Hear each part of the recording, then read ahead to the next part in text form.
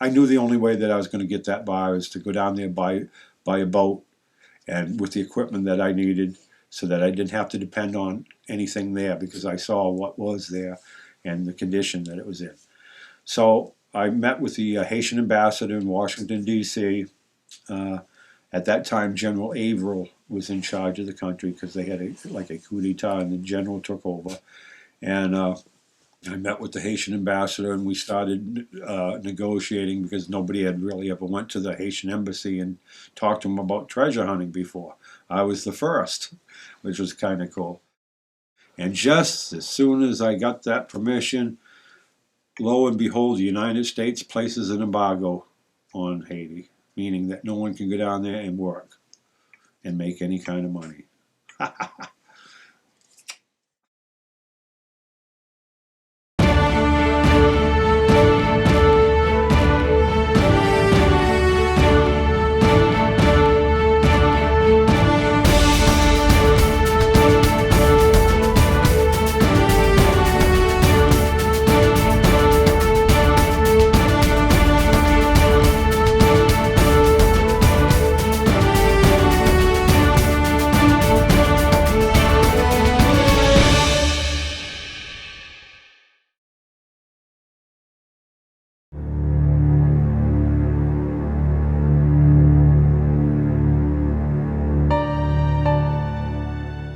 In 1991, Jean-Bertrand Aristide was elected president of Haiti in what was the first honest election since the country's independence almost 200 years prior. The Democratic leader was overthrown 8 months into his term by his elected army general, Raoul Cedras. The coup resulted in the death of over 3,000 men, women, and children over the next 3 years.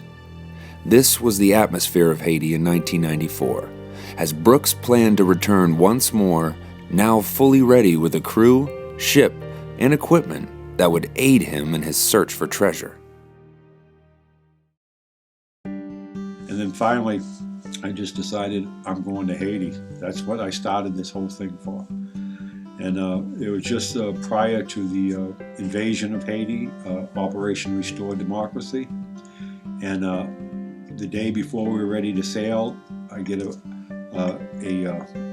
let's say a black sedan pulls up in front of the boat. Somebody gets out and says, comes up to me and they said, "Are you Greg Brooks?" And I said, "Yes." And he hands me a piece of paper with a telephone number. And it was a Washington, D.C. number. He says, "I wouldn't leave the country until you call this number." Then he got back in his car and left. So I said, "What in the hell is this?" So I go over to the, at the time we didn't have cell phones per se. So I went over to the payphone and I dial this number in Washington and this guy gets on and it was the State Department. And I got the guy's name, I just can't remember it right now for this interview. But anyways, he says to me, he says, "We have information that says that you are leaving to go to Haiti on your vessel here in the next few days." And I said, "Yes, I am." He says, "Well, we're suggesting that you don't go." I said, "Well, why?" And he said, "Well, we're just suggesting you don't go. It's can't really give you a reason, but we suggest you put it off."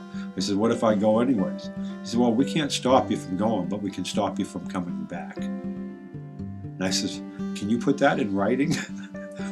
And he said, "No." And so, because I didn't know that the Operation Restore Democracy was happening in the next few days. So basically, they were going to invade Haiti, which with a fleet, which they did. They invaded Haiti by water and by air, and took over the country for Aristide.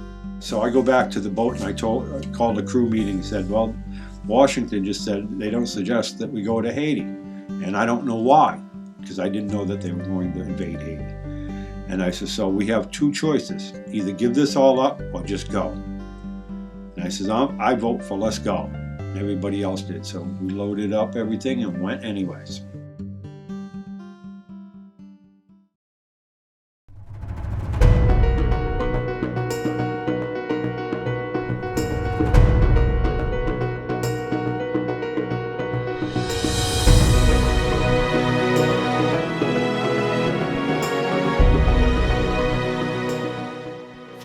On the night Brooks and his crew made the decision to embark on their journey, radical changes were occurring at their destination.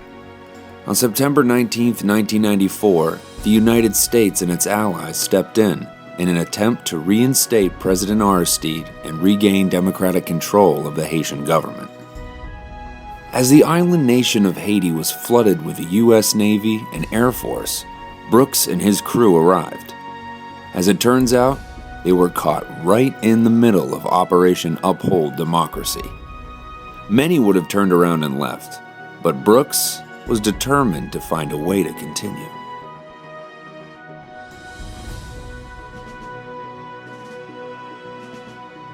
Well, we got there just like the day out, 2 days after the invasion, and it was still going on. I mean, all kinds of stuff was going on. And when we got to Haiti, we pulled into Cap Haitian Harbor, and there was military vessels, helicopters, everything going on. And they just thought we were CIA and was attached to them. And they let us on the bases. We could buy at the PX. They let us use their satellite phones to call home. It was amazing. They thought we was part of the invasion force. So that was pretty cool. And that went on for about a month until they finally figured out. Somebody asked, you guys with us or what? You part of this? No, don't even, we're just here. So it was pretty cool. Well, we hooked up with Jean-Claude Dickmar, which was the guy that owned Cormier Plage, the resort. Now, he'd been down there for years and years and years, and he was a scuba diver, and he had found lots of wrecks. And then there was an archaeologist, John DeBray, who's out of Florida, and he was friends with Jean-Claude.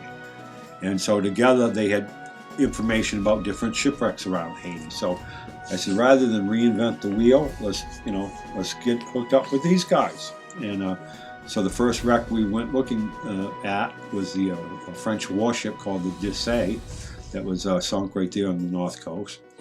And after that one, we went over to what we call the Porcelain wreck. Now this one was on a reef system that was just coming into Cap Haitian Harbor, and there was 3 shipwrecks on top of each other, because it was just a place where you would think you could just sail right in, no markers, no nothing, and bam, right into the reef, and down you'd go.